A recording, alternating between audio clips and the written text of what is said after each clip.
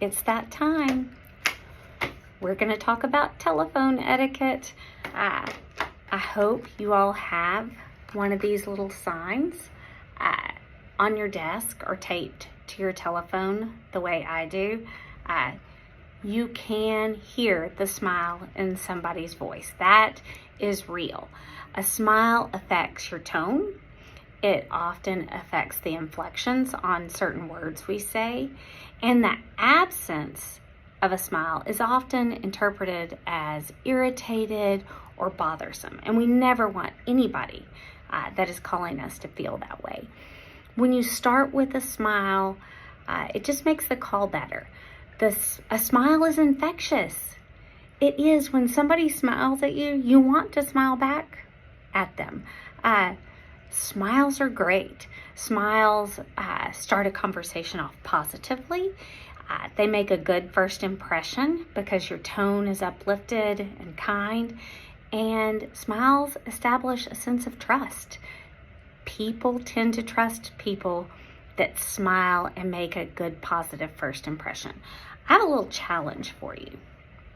The next time you're out at a store or at a restaurant and the person helping you smiles, or it can be in another situation if you choose, just say to that person, "You have a great smile." Watch what it does. Their smile gets bigger. It's infectious. It makes people feel good. Smiles make people feel better. And so I want to challenge you. If you see somebody here at the hospital or outside, try that. Tell them, "You got a great smile." Your smile makes the room brighter. See what it does to them, because you'll get as much out of that compliment as they will. So we've talked about answering first with a smile, and let's talk about the important parts of answering the telephone. And one is greeting the person. And we've talked about how important it is to greet our patients and our coworkers. So you greet them and then tell them where they have called, because sometimes you get transferred to the wrong place. So tell them where they've called and then tell them who you are, because everyone has a right to know who they're speaking with, because you're about to ask them who they are. So let them know who you are. Again, greet them, where they've called, and who you are. Those things are the key components to answering the telephone correctly.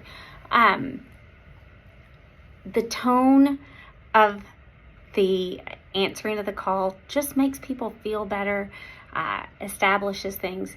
But there are scripts to how we answer the call here at Titus.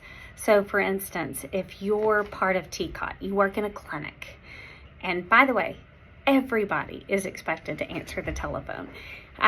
So let's say you're at a clinic and you answer the telephone.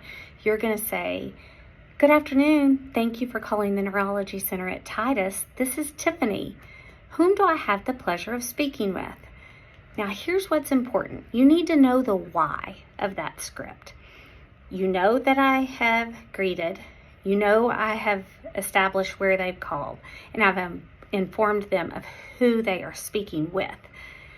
But then we ask, whom do I have the pleasure of speaking with? And the importance of that is, if we can get the patient's name before they start telling us why they're calling, you get to start putting that information in Epic. You get ahead of the ball game. And so that's why we really want you to use that script for the clinics.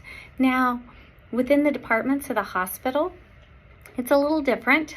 There's still a script. So if you're calling the 5th floor, I would say, "Good morning. Thank you for calling the 5th floor. This is Tiffany. How can I help you?" And again, I have greeted the person calling. I've told them where they've called, who they're talking to, and asked how I can help them. Those things are so important. Don't think that they're not, or they're just small details. Those are the details that add up to people's impression of who we are and how willing we are to help them. And always remember, please don't pass a ringing phone or ignore a ringing phone. Our clerks and registrars and call centers are doing the best they can in answering. Literally, one clinic can have more than 2,000 phone calls in a month. 2 people can't answer that. So help your coworkers out. Answer the phone. If one is ringing, please pick up the phone. If you're on the floor, our nurses are so busy. Our aides are running themselves to death.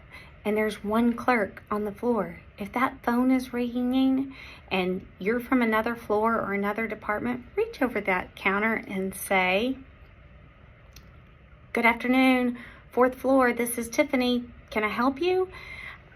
I may not have the slightest clue how to help them, but I sure can put that person on hold and find out who can help them. And there's nothing more important than a human, a caring, positive person answers the phone when somebody's calling, especially for our patients' families. They need to know that we're there. We want to help them. We want to answer questions.